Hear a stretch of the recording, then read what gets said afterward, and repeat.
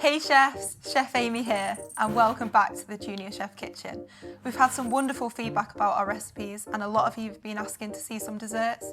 So today I'm going to be showing you how to make a no-bake cheesecake. Step 1, we're going to melt some butter on a low heat.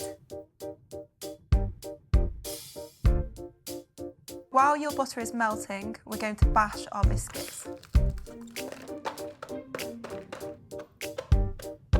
We're then going to grease the bottom of our tray with a little bit of butter. We're then going to mix our butter with our biscuits. Pour it all in.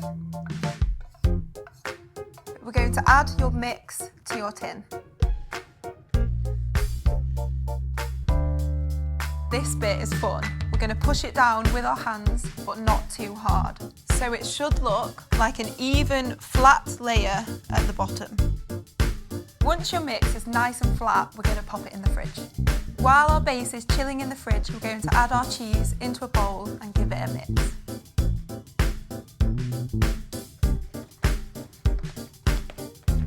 We're going to add the juice of a lemon and some sugar. So we hold our hand underneath like this to catch our pips. We're then going to mix our cream until it's the same consistency as our cream cheese mix.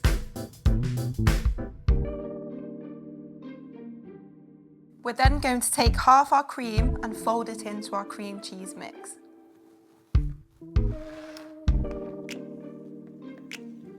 Then fold the rest of your cream into your cream cheese mix. Take your base out of the fridge and then we're going to top it with your cream cheese mix.